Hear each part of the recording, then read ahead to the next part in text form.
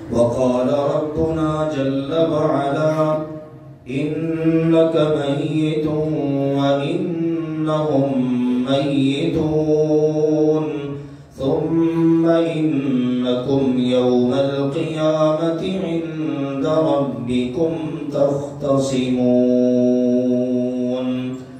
وقال ربنا جل وعلا كل من عليها فان ويبقى وجه ربك ذو الجلال والإكرام۔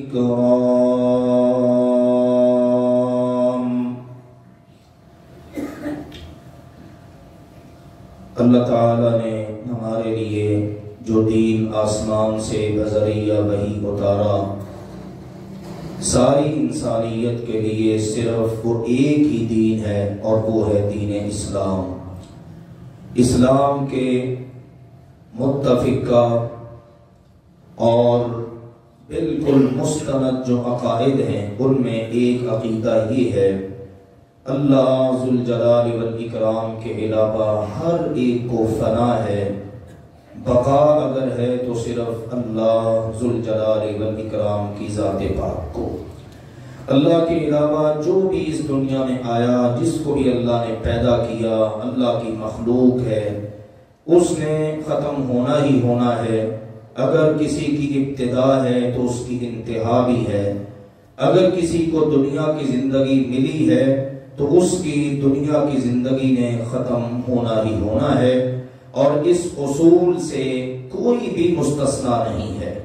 بھلے وہ اللہ ذوالجلال والاکرام کا کتنا پیارا ہو، کتنا محبوب ہو، آخر کار اس نے اس دنیا سے جانا ہی جانا ہے، اور ماضی میں جو اس دنیا میں آئے وہ سب چلے گئے، ہم بھی ہیں، ہم نے بھی جانا ہے، ہمارے بعد جو آئیں گے ان سب نے بھی جانا ہے۔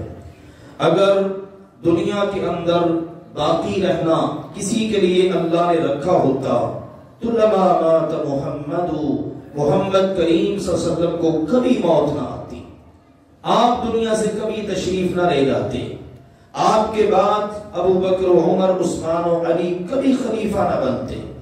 تو یہ ایک مسلمہ اصول ہے، اور اس کے مطابق عقیدہ رکھنا ہر مسلمان کے لیے ازحد ضروری ہے، اور اپنی طرف سے خود ساختہ گھڑ کر عقیدہ نہ بنانے کی ضرورت ہے، نہ اختیار کرنے کی ضرورت ہے۔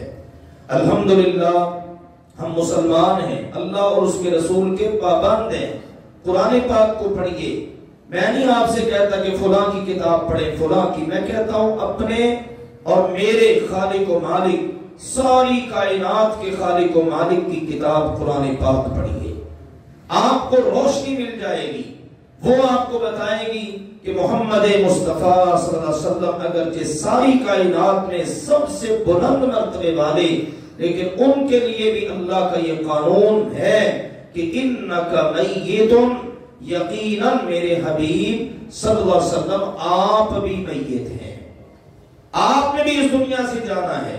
وَإِنَّهُمْ مَيِّتُونَ، اور یہ جو آپ کو ستا رہے ہیں، تنگ کر رہے ہیں، تکلیفیں دے رہے ہیں، انہوں نے بھی مرنا ہے، یہ بھی میت ہیں۔ ثُمَّ إِنَّكُمْ يَوْمَ الْقِيَامَةِ عِنْدَ رَبِّكُمْ تَخْتَصِمُونَ، پھر قیامت کے دن تم سب اپنے رب کے ہاں اپنے اختلافات پیش کرو گے۔ فیصلے اللہ کرے گا کہ میں نے اپنے حبیب کو اپنا رسول بنا کے بھیجا، تم نے ان کی مانی یا نہیں مانی۔ تو یہ میرے عزیزوں قرآن پاک میں بیان کردہ باتیں ہیں، ہمیں ان پر یقین و ایمان رکھنا چاہیے۔ ذکر چل رہا ہے نبی اکرم صلی اللہ علیہ وسلم کے آخری ایام کا، کیونکہ قرآن پاک میں اجمال ہوتا ہے، اختصار ہوتا ہے، تفصیلات جو ہیں وہ احادیث میں آتی ہیں۔ نبی پاک صلی اللہ علیہ وسلم کے بارے میں اللہ تعالیٰ نے یہ تو بتا دیا کہ آپ نے دنیا سے جانا ہے، آپ سے پہلے بھی رسول آئے، وہ بھی چلے گئے۔ وَمَا مُحَمَّدٌ إِلَّا رَسُولٌ قَدْ خَلَتْ مِن قَبْلِهِ الرُّسُلُ أَفَإِن مَّاتَ أَوْ قُتِلَ، اس سے واضح پیغام کیا ہو؟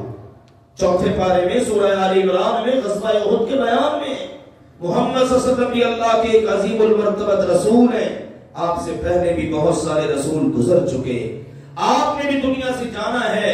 وہ آپ تبھی موت دنیا سے چلے جائیں یا آپ کو شہید کر دیا جائے؟ جانا ہی جانا ہے آپ نے، یہ اللہ کا اصول ہے، آپ کے لیے بھی ہے، آپ اس سے مستثنا نہیں۔ اب تفصیلات احادیث میں ملتی ہیں، آپ کی ازواج بیان کرتی ہیں، آپ کی لخت جگر سیدہ فاطمہ بیان کرتی ہیں، آپ کے خادم سیدنا انس بیان کرتے ہیں، دیگر صحابہ کہ آخری ایام آپ کے کیسے گزرے۔ ہم الحمدللہ اس سے پہلے آخری دن سے پہلے کے حالات واقعات بالاختصار بیان کر چکے ہیں۔ زیادہ تر جو احادیث میں آپ کے سامنے ذکر کر رہا ہوں صحیح بخاری شریف سے ہے۔ ذکر ہوا تھا کہ آخر سے پہلا جو دن سیکنڈ لاسٹ یعنی یوم الاحد اتوار کا دن، آپ علیہ السلام نے اس دن میں جو کام کیے وہ ذکر ہو چکے ہیں۔ آپ نے اپنے غلاموں کو آزاد کر دیا، آپ علیہ السلام کے پاس جو 3 دینار تھے ان کو صدقہ کر دیا، اور آپ علیہ السلام کی زرہ جو تھی وہ گروی رکھی ہوئی تھی یہودی کے پاس، وہ ایز اٹ از موجود تھی، بعد میں اس کو پھر آزاد کروا دیا گیا۔ اب آتا ہے میرے عزیزوں آخری دن، یہ یوم الاثنین ہے، سوموار کا دن، پیر کا دن، فجر کی نماز، اللہ اکبر، طلوع فجر ہوئی، اذان فجر ہوئی مسجد نبوی میں، نبی اکرم صلی اللہ علیہ وآلہ وسلم اپنے گھر میں حجرہ عائشہ میں تشریف فرما ہے۔ اذان کے بعد پھر تکبیر ہوئی۔ اس سے پہلے ہم جان چکے ہیں مختلف نمازوں کے لیے صحابہ کرام نے لمبا چوڑا انتظار کیا، کبھی آپ تشریف لے بھی آئے، کبھی آپ تشریف نہ لا سکے۔ اب یہ فجر ہے، پیر کا دن ہے، اور آپ علیہ السلام اپنے گھر میں تشریف فرما ہے، اور مسجد کے اندر اذان کے بعد پھر وقت مقرر پر تکبیر ہوئی۔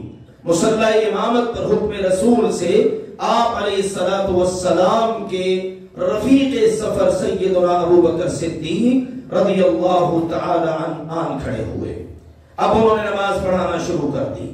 ادھر مسجد نبوی میں نماز شروع ہوئی، بالکل تھوڑا سا فاصلہ ہے، بآسانی آواز پہنچ سکتی ہے۔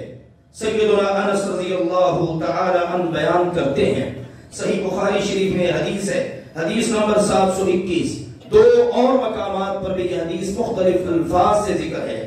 تو سیدنا انس بیان کرتے ہیں ان المسلمین بیناہم فی الفجر یوم الاثنین، پیر کا دن ہے، سوموار کا دن، فجر کی نماز کے لیے مسلمان مسجد نبوی میں جمع ہیں، وابو بکر رضی اللہ تعالی عنہ یصلی بہم، آج ان کی امامت ابو بکر کروا رہے ہیں، فجر کی نماز ان کو سیدنا ابو بکر رضی اللہ تعالی عنہ پڑھا رہے ہیں۔ وہ نماز پڑھا رہے ہیں، اتنے میں کیا ہوا؟ فرماتے ہیں ففجئہم النبی صلی اللہ علیہ وسلم قد کشف ستر الحجرہ، اچانک کیا ہوا کہ اللہ کے نبی صلی اللہ علیہ وسلم نے حجرے کا پردہ اٹھا دیا۔ آپ علیہ السلام نے حجرے کا پردہ اٹھایا۔ نماز پڑھنے والے صحابہ جن کا دل ہر وقت اللہ کے نبی کی طرف مائل اور آپ کے ساتھ لگا ہوا ہے، کیا کیفیت ہے، کیا حالت ہے، ہمارے حبیب، ہمارے محبوب کس حالت میں، ہمارے پیارے نبی ہمارے ساتھ ہماری جانوں سے بھی بڑھ کر محبت کرنے والے وہ کس حالت میں ہیں، کس کیفیت میں ہیں۔ جیسے ہی پردہ اٹھا حجرہ عائشہ کا تو فرماتے فنظر الیہم، اللہ کے پیارے نبی صلی اللہ علیہ وسلم نے ان بنی ہوئی صفوں کو دیکھا، وہم صفوف، سارے صحابہ کرام صفوں میں ہیں، امام صاحب آگے کھڑے ہیں، یوں صفیں بنی ہوئی ہیں، فجر کی نماز ہو رہی ہے۔ اللہ کے پیارے نبی علیہ السلام نے جب یہ دیکھا نا تو فرماتے ہیں فتبسم یضحک، اللہ کے پیارے نبی صلی اللہ علیہ وآلہ وسلم نے تبسم فرمایا، یضحک، کھلکھلا کر ہنس پڑے، اپنی محنت کا صبر دیکھ رہے ہیں، میں جس مقصد کے لیے اس دنیا میں آیا تھا وہ پورا ہو چکا۔ کیوں آیا تھا؟ لنخرج العباد من عبادت العباد الى عبادت رب العباد، تاکہ ان بتوں کے پجاریوں کو میں اللہ ذوالجلال والاکرام کے آگے سجدہ ریز ہونے والا بنا دوں۔ اور دیکھو ان صفوں میں کیسے کیسے لوگ کھڑے ہیں، کبھی کوئی کسی کو پوجتا تھا، کبھی کوئی کسی کو پوجتا ہے، اور آج سارے کے سارے کس کے سامنے عبادت میں ہیں؟ اللہ ذوالجلال والاکرام کے سامنے. سبحان اللہ، کیا خوبصورت منظر. مسجد نبوی کی توسیع ہو چکی ہے، آپ اس میں امامت کروا چکے ہیں. آج ان بنی ہوئی صفوں کو دیکھ کر فتبسم یضحک، ہمارا پیارا نبی علیہ السلام، اللہ کے نبی علیہ السلام باوجود تکلیف کے اٹھ کر آنے کی ہمت نہیں ہے.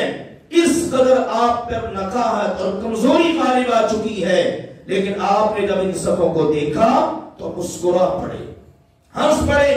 آپ علیہ السلام کے مسکرانے کی جب آواز سیدنا ابو بکر اور صحابہ رضی اللہ عنہ کے کانوں میں پڑی نا تو منظر یہ بنا، فنکس ابو بکر علی عقبی، سیدنا ابو بکر رضی اللہ تعالی عنہ اپنی ایڑیوں کے بل پیچھے کھسکنا شروع ہو گئے کہ ہمارے نبی شاید آنا چاہ رہے ہیں، جماعت کروانا چاہ رہے ہیں، شاید ہمت بڑھ گئی، اب آپ اگر جماعت کروائیں گے.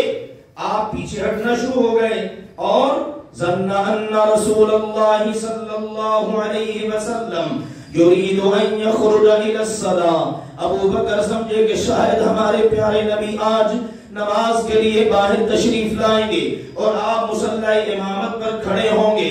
وہم المسلمون، مسلمان بھی سارے کے سارے یہی سوچ رہے ہیں، ان کے دلوں پر بھی یہی بات گزر رہی ہے کہ شاید اللہ کے نبی آ جائیں، آپ ہماری امامت کروا دیں، آپ ہمیں کوئی ایک نماز پڑھا دیں. کئی دن ہو گئے آپ کی آواز ہی نہیں سنی، کیا منظر ہوگا. اتنی پیاری آواز ہمارے جیتے نہیں، ہماری زندگی میں سننا نصیب نہیں ہو رہی کئی دن سے، دل ادھر ہی اٹکا ہوا ہے. کیا حالت و کیفیت ہے امام کی بھی اور مقتدیوں کی بھی. اور حالت یہ بن گئی، فرماتے ہیں سیدنا انس، ہم المسلمون ان یفتتنوا فی صلاتہم، سارے مسلمان اس کیفیت میں آ گئے کہ وہ اپنی نماز میں ہی فتنے میں پڑھنے لگے کہ نمازیں توڑ دیں اور اللہ کے نبی کو دیکھ لیں. یہ ہے محبت رسول. ہم نماز ترک کر لیں اور اللہ کے نبی کی زیارت کر لیں، اللہ کے نبی کو دیکھ لیں آتا ہوا مصلی کی طرف، اور نماز توڑ کر جب آپ آگے کھڑے ہوں پھر آپ کی اقتداء میں نماز پڑھیں. یہ حالت اور یہ کیفیت. اب تعلق کا کمال دیکھیے اور عروج دیکھیے، کس قدر ان کے دل اللہ کے نبی کے ساتھ جڑے ہوئے ہیں. اور اللہ کے پیارے نبی علیہ السلام نے جب اس کو دیکھا کہ میرے صحابہ کی یہ کیفیت ہے اور کیوں ہے، بیان کرتے ہیں فرحم بالنبی صلی اللہ علیہ وسلم حین رأو، جب صحابہ کرام نے آہٹ محسوس کی کہ اللہ کے نبی نے پردہ اٹھایا اور آپ مسکرا رہے ہیں، آپ ہنس رہے ہیں، تو سارے صحابہ بھی اللہ کے نبی کی اس ادا پر بڑے خوش ہو گئے. نماز میں خوشی مسرت. جب نماز شروع کی تو دل میں دھڑکا تھا، پتہ نہیں آج ہمارے نبی کیسے ہیں، کس حالت میں ہیں، آج پھر نماز کے لیے تشریف نہیں لا سکے، رات پتہ نہیں کیسی گزری. ہوتا ہے نا بیمار بندے کی طرف ہر وقت توجہ ہوتی ہے کہ یار پتہ نہیں اس کی کیفیت کیا ہے. ہمارا کوئی عزیز بیمار ہو، اس کے ساتھ تعلق ہو، فوراً صبح اٹھ کر سب سے پہلے اس کو کال کرتے ہیں، کیسی گزری آپ کی رات، کیسی طبیعت ہے اب آپ کی، کچھ کھایا پیا، کیا حالت ہے، کوئی آپ کی طبیعت میں بہتری آئی.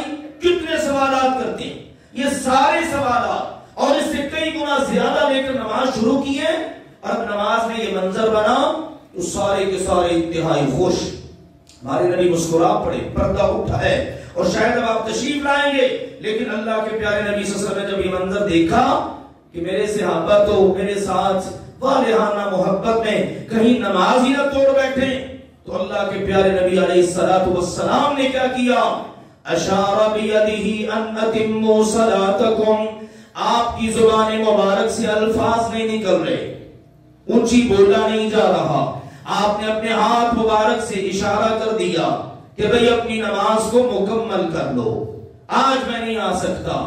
آج ابو بکر کے پہلوں میں بیٹھنے کی بھی ہمت نہیں، آج دو ساتھیوں کے کندھوں پر ہاتھ رکھ کے پاؤں گھسیٹتے ہوئے آنے کی بھی ہمت نہیں، قدم اٹھانے کی بھی ہمت نہیں. تم اپنی نماز مکمل کر لو.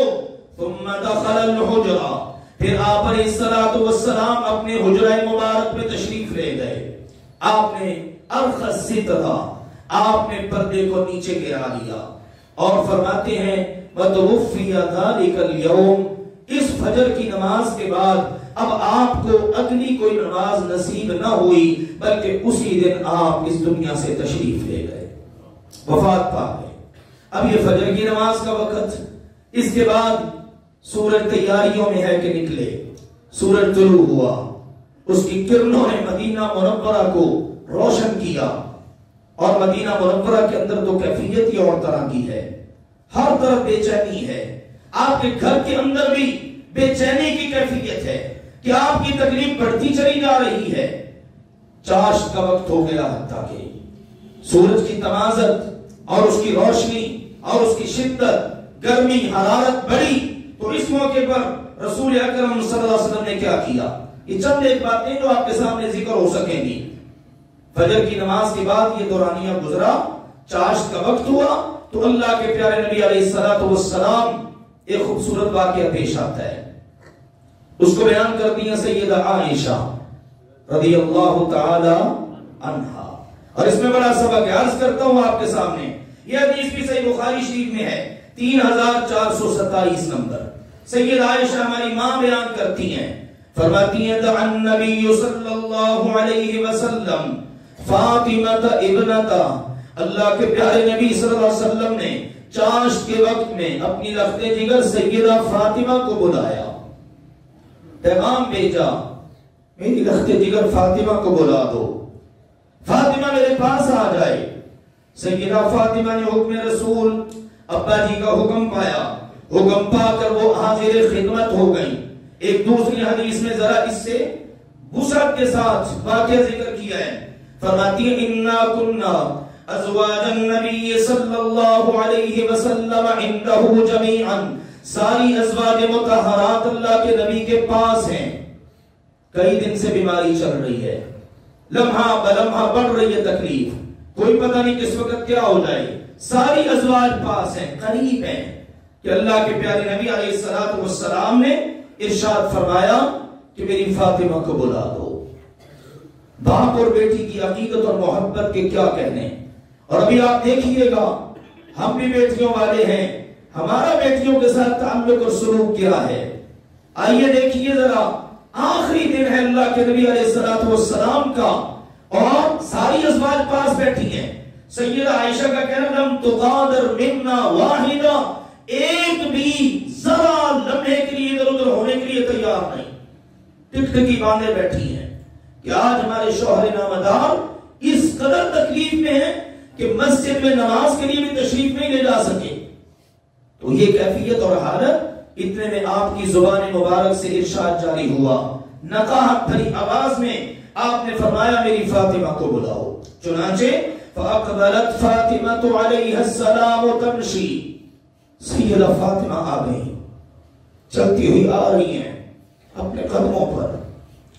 میرے عزیزوں، یہ تعلق، یہ رشتہ ہے یہ ایسا، آپ کے سامنے عرض کرتا ہوں، ان حالات واقعات کو پڑھتے ہوئے نہ جانے کتنے آنسو نکلتے ہیں۔ سیدہ فاطمہ آ رہی ہیں، ابا جان بیمار پڑے ہیں، پہلے ابا جان آیا کرتے تھے گھر میں، آج ابا جان آنے کے قابل نہیں، پیغام بھیجا، آ گئی تو فرماتی ہیں ولا واللہ، فرماتی اللہ کی قسم، سیدہ عائشہ کا بیان سنیے، نہ جانے عائشہ اور فاطمہ رضی اللہ عنہما کے درمیان دشمنیاں ڈالنے والوں کو کیا ملنا ہے، کس طرح ان کے کلیجے ٹھنڈے ہوتے ہیں۔ یہ ماں بیان کر رہی ہیں، سیدہ عائشہ کہتی ہے لا واللہ، لوگوں سنو، اللہ کی قسم، ما تخفى مشیتها من مشیت رسول اللہ صلی اللہ علیہ وسلم، سیدہ فاطمہ جب چلتی تھی نا تو اللہ کے رسول کا چلنا ہی اس سے جھلکتا تھا۔ بیٹی کی چال پوری باپ کی چال کی طرح ہے۔ اب باپ کو تو چلتا ہوا نہیں دیکھ سکے، ازواج مطہرات نے دیکھا فاطمہ آ رہی ہیں، ان کی چال سے پہچان گئی، یہ تو ہمارے رسول کی جھلک نظر آ رہی ہے، یہ تو ہمارے شوہر نامدار کی جھلک نظر آ رہی ہے۔ لیجیے سیدہ فاطمہ آئیں، جبکہ اس سے پہلے منظر یہ ہوتا تھا، غور سے سنیے گا، ذرا توجہ سے سنیے، ان اداؤں کو اختیار کیجئے۔ اللہ کے نبی علیہ السلام کے بارے میں سیدہ عائشہ بیان کرتی ہیں، کہتی اس سے پہلے بھی عائشہ اور فاطمہ آتی تھی، منظر کیا بنتا تھا، فلما رآہا، رحبا، جب بھی اللہ کے نبی علیہ السلام اپنی لخت جگر سیدہ فاطمہ کو اپنے گھر میں آتا ہوا دیکھتے تو آگے بڑھ کر اس کو مرحبا کہتے، میری فاطمہ آ گئی، میری لخت جگر آ گئی، میرے جگر کا ٹکڑا آ گئی۔ اب آپ علیہ السلام یہ الفاظ کہتے، مرحباً بے بنتی، واہ میری بیٹی آ گئی، میری لخت جگر آ گئی۔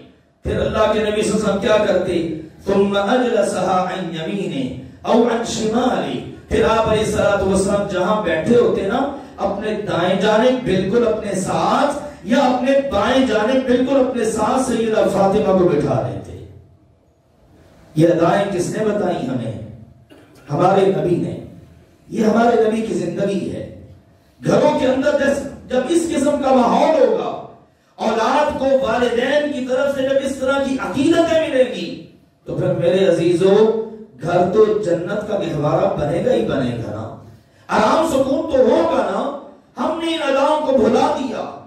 آج ہم سبھی اپنے گریبانوں میں جھانک کر دیکھیں، اپنے گھروں میں ہوتے ہوئے بھی اپنے گھروں میں ہم نہیں ہوتے۔ موبائل نے ایسی رہی صحیح کسر نے کھا دی، سب کے ہاتھوں میں موبائل ہے، ہر کوئی موبائل پہ لگا ہوا ہے، ماں کدھر ہے، بیٹی کدھر ہے، باپ کہاں ہے، بیٹا کہاں ہے، سارا خاندان بس ہاتھوں میں موبائل۔ باہر کی دنیا کے ساتھ اتنا تعلق ہے اور گھر کی دنیا سے بالکل ٹوٹے اور کٹے ہوئے پڑے ہیں۔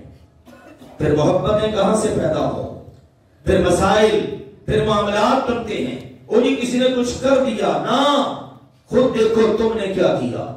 آؤ نبی پاک کی اداؤں کو سنیے، سیکھیے، دیکھیے۔ بیٹیاں، بہنیں اور خواتین، ان کا عزت و احترام کس طرح بتایا ہمارے نبی نے۔ تو آپ نے یہ ادا بتائی، ان کو پہلو میں بٹھا لیتے۔ اب کیا ہوا، جب اب آئی نا تو آپ علیہ السلام لیٹے ہوئے بستر پر، اٹھنے کی تو ہمت نہیں ہے۔ آپ نے اشارہ کیا، فاطمہ میرے قریب آؤ، آخری دن ہے، چاشت کا وقت ہے۔ سیدہ فاطمہ قریب ہو گئی۔ آپ علیہ السلام کے منہ مبارک کے ساتھ اپنا کان لگا دیا۔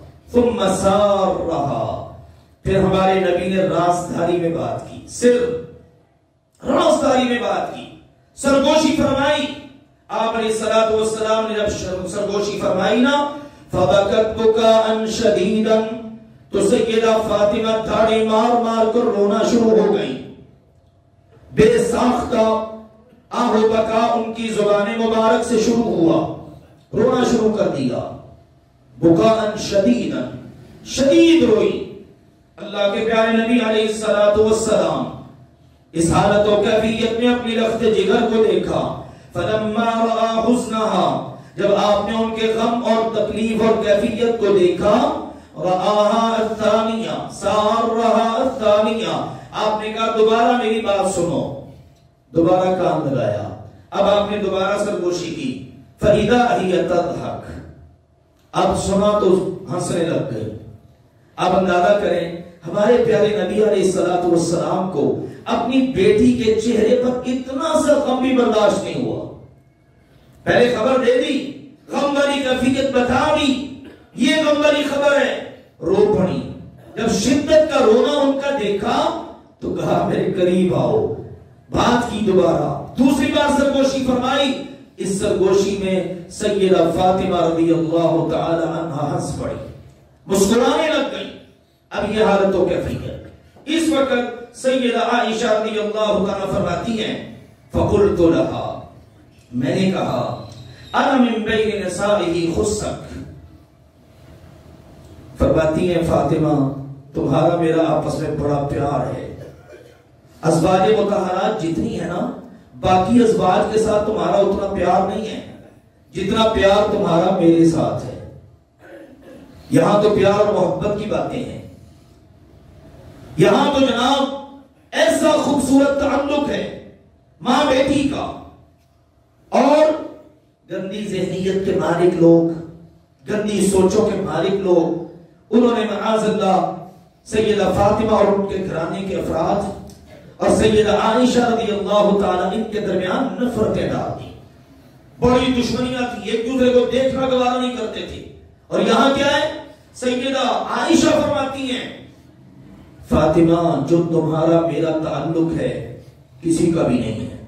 ساری ازواج میں سے، تمہاری ساری ماؤں میں سے تمہارا میرے ساتھ سب سے زیادہ تعلق ہے. تو میں تمہیں اللہ کے پیارے نبی علیہ الصلوۃ والسلام کی اس رازداری کے متعلق پوچھنا چاہتی ہوں. کیا کہا تمہارے ابا جان نے؟ مجھے ذرا بتاؤ تو صحیح.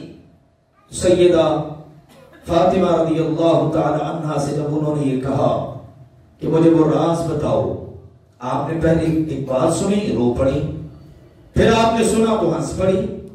بات تو بتاؤ نا، بات کیا ہے؟ آگے سنیے ذرا بات.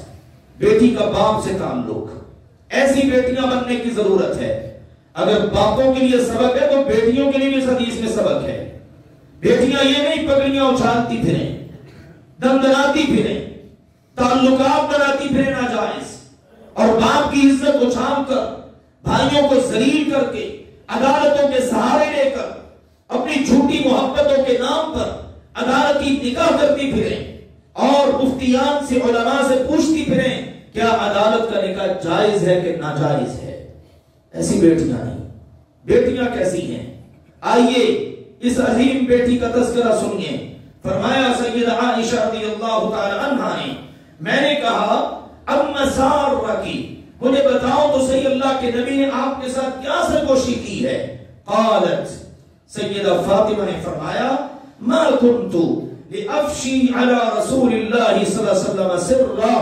امی جان تعلق تو بہت ہے آپ کا میرا، پر میرے باپ نے اگر میرے ساتھ کوئی بات کی ہے تو میں اپنے باپ کا راز آپ کو بھی نہیں بتانا چاہتی. میرے ابا نے سواری عثمان بیٹھی ہوئی تھی، اونچی آواز میں فرما دیتے، آپ نے میرا کان اپنے منہ کے ساتھ لگا کر راز میں اگر کوئی بات کی ہے تو میں آپ کو کیوں بتاؤں. یہ ہے تعلق بیٹی کا باپ کے ساتھ. بیٹی یہ عظیم الشان بیٹی ہے. آج ہماری بہنیں بیٹیاں پتہ نہیں کن کو اپنے لیے نمونہ بنائے پھرتی ہیں. آؤ سیدہ فاطمہ کو اپنے لیے نمونہ بناؤ، یہ سیدۃ نساء اہل الجنہ ہیں.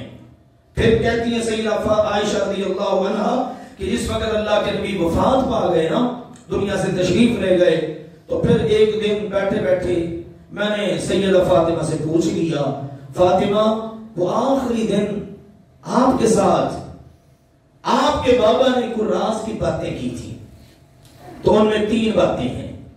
اللہ کے پیارے نبی علیہ الصلوۃ والسلام نے جو پہلی بات کی وہ یہ فرمایا کہ فاطمہ یہ جو رمضان ابھی گزرا ہے نا، اس رمضان میں جبریل علیہ الصلوۃ والسلام نے میرے ساتھ قرآن کا دور کتنی بار کیا ہے؟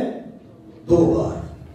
پہلے 1 بار ہی ہوتا تھا، اب اس سال 2 بار ہوا ہے.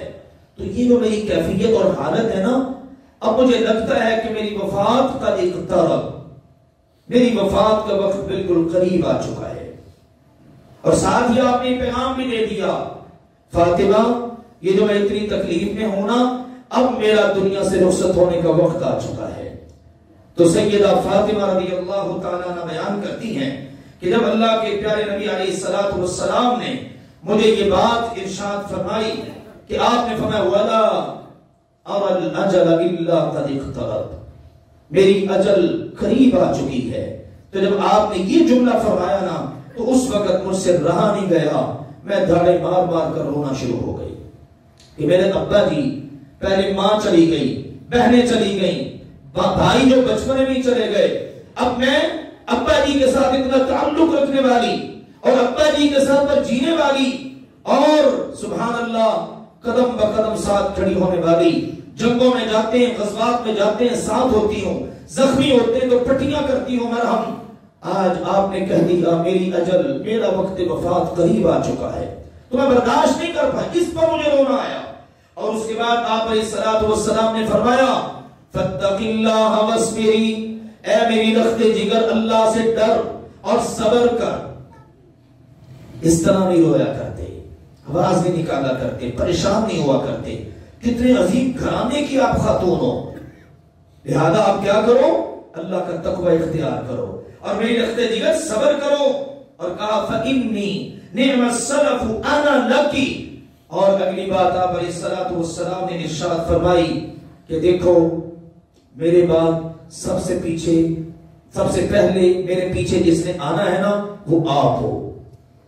میں تو جا رہا ہوں دنیا سے، میرے پورے گھرانے میں سے، ازواج میں سے، اہل بیت میں سے، میرے تمام رشتہ داروں میں سے سب سے پہلے جس نے اس دنیا کو چھوڑ کر مجھ سے آن ملنا ہے وہ آپ ہو.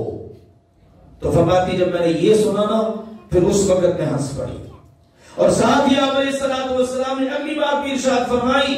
آپ نے فرمائی یا فاطمہ تو، اے میری فاطمہ، الا ترضین ان تکونی سیدۃ نساء المؤمنین او سیدۃ نساء هذه الامہ.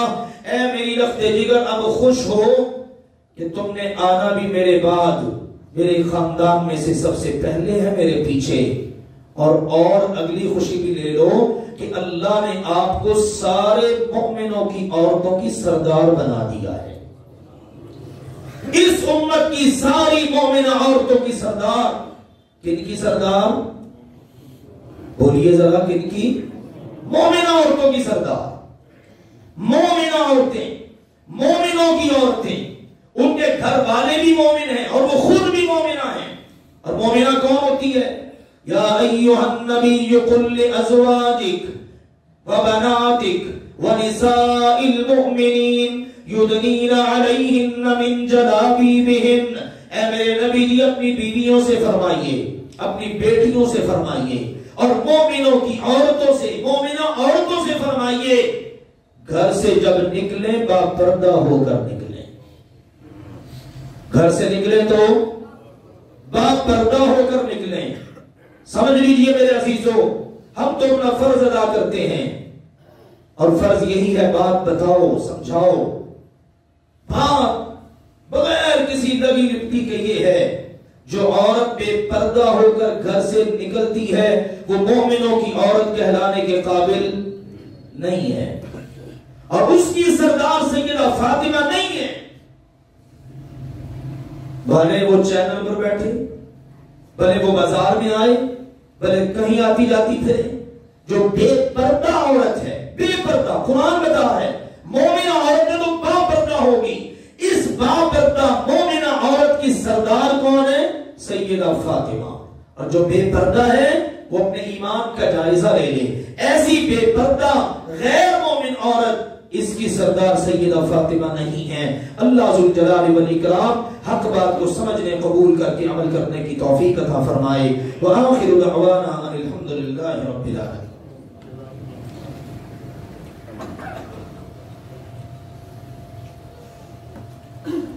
الحمد لله نحمده ونستعينه ونستغفره ونعوذ بالله من شرور أنفسنا ومن سيئات أعمالنا. من يهده الله فلا مضل له ومن يضلل فلا هادي له. وأشهد أن لا إله إلا الله وحده لا شريك له وأشهد أن محمدا عبده ورسوله.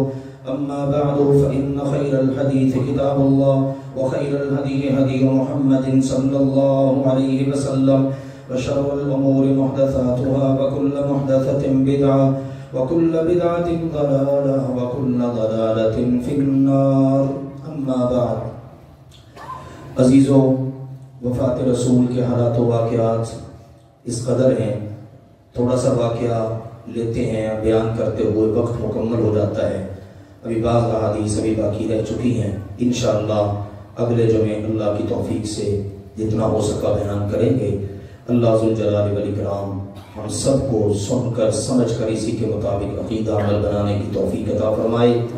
گزارش یہ ہے کہ ایک دو جمعوں سے محسوس کر رہا ہوں کہ احباب کچھ تاخیر کا شکار ہیں. آپ کے علم میں ہے اللہ کی توفیق سے جب میں ایسا کچھ محسوس کرتا ہوں تو آپ کو ضرور نصیحت کرتا ہوں. ایک امام کا فرض بھی یہ بنتا ہے آپ کوشش کیا کریں پہلے کی طرح اذان، جمعے کی اذان شروع ہونے سے پہلے آپ اللہ کے گھر میں موجود ہوں. آپ بعد میں بھی تو تشریف لائے چند منٹ کے بعد، کوئی زیادہ فرق نہیں پڑتا. یہ بات منٹ کی ہوتی ہے، کوئی گھنٹوں کی بات نہیں ہے. تو یہ چند منٹ اگر آپ پہلے تشریف لے آئیں، جس وقت امام نے منبر پر بیٹھنا ہے، مؤذن نے اذان شروع کرنی ہے، تو پھر اس وقت آپ کا نام اس خصوصی رجسٹر میں لکھا جاتا ہے جو جمعے کی حاضری کے لیے لے کر فرشتے دروازوں پر کھڑے ہوتے ہیں. تو اس لیے میرے عزیزوں اس عظیم خوشخبری سے محروم نہ رہا کریں. میں یہ یاد دہانی کے لیے عرض کر رہا ہوں کہ آپ سارے احباب آئندہ سے بھی کوشش کریں جمعے کے دن اپنے آپ کو میکسیمم فارغ کریں. یہ بڑا اہمیت کا حامل دن ہے، اللہ نے دیا ہے، لیکن آج ہم اس کی قدر نہیں کر پا رہے. اس میں اذکار کا اہتمام، درود شریف کا اہتمام، سورۃ الکہف پڑھنا، غسل کرنا، مسواک کرنا، اچھے کپڑے پہننا، پھر بر وقت اللہ کے گھر میں آنا، امام کے منبر پر بیٹھنے سے پہلے مسجد میں موجود ہونا، پھر تمام اصول و ضوابط کو مد نظر رکھتے ہوئے جمعہ ادا کرنا. پھر آپ کے علم میں ہے جو چل کر آئے، امام کے قریب آ کر بیٹھے، ساری چیزیں اس نے پوری کی ہیں، اللہ ہر قدم کے بدلے میں 1 سال کے روزوں کا اور 1 سال کی راتوں کے قیام کا اجر عطا فرما دیتے ہیں. تو کیوں ہم محروم رہیں؟ اور یہ کوئی مصنوعی یا بناوٹی قسم کے فضائل نہیں ہیں، بالکل صحیح احادیث سے باتیں ثابت ہیں. لہٰذا عزم کیجئے، انشاءاللہ آئندہ اس سستی کوتاہی کو دور کریں گے اللہ کی توفیق سے. حالات اس وقت ہمارے ملک کے بالخصوص لاہور کے سموگ کی وجہ سے بڑے پریشان کن ہیں. بہت طرف نظر دوڑتی ہے، فلاں مسئلہ ہے، فلاں مسئلہ ہے. ہماری وزیر اعلیٰ صاحبہ کہتی ہیں کہ ہم پنجاب جو انڈیا کے اس کے وزیر اعلیٰ صاحب کو خط لکھیں گے کہ آپ کی طرف سے دعا ہماری طرف آ رہا ہے اور لاہور کا ماحول جو ہے موسم وہ خراب ہو رہا ہے. کیا کبھی کسی نے یہ بھی کہا کہ اب اللہ کی بارگاہ میں پیش ہوتے ہیں، اللہ کی بارگاہ میں التجا کریں، اللہ سے دعا کریں کہ اللہ اس موسم کو درست کر دے؟ یہ ادا ہمیں ہمارے پیارے نبی سے ملے گی. جب بھی ایسے حالات ہوتے، بارش نہیں ہو رہی، موسم خراب ہے، تو آپ کھلے میدان میں نکلتے، نماز استسقاء ادا فرماتے، اپنی حالت و کیفیت کو بدل لیتے، تمام صحابہ کو لے کے نکلتے، گڑ گڑاتے، اپنی چادر مبارک کو الٹ لیتے، ہاتھوں کو بھی یوں کر کے آپ دعائیں کرتے کہ اللہ ہماری حالت یہ ہوئی پڑی ہے، ہماری حالت کو درست کر دے. یہ ہمارے پیارے نبی کی ادا. انشاءاللہ العزیز ابھی پیشین گوئی تو ہو چکی ہے، دیکھتے ہیں اگر ان 2-4 دنوں کے اندر بارش اللہ نے برسا دی. دعائیں جاری ہیں اللہ کی توفیق سے. ہم تو فرض نماز میں آخری رکعت میں قنوت نازلہ کرتے ہوتے ہیں، اس میں دعائیں کرتے ہیں. اللہ نے اگر بارش برسا دی تو ٹھیک، نہیں تو پھر انشاءاللہ ہم نماز استسقاء کا اعلان کریں گے. آپ سب نے اس سنت کو ادا کرنے کے لیے ضرور تشریف لانا ہے انشاءاللہ تعالی، تاکہ سنت پر عمل ہو، آپ کو اس سنت سے بھی واقفیت اور آگاہی ہو. اللہ ذوالجلال والاکرام ہم سب کے حالات کو درست فرما دے، اپنی رحمتوں کا ہم پر اللہ نزول فرمائے. سبحان ربک رب العزت عما یصفون وسلام علی المرسلین والحمد للہ رب العالمین.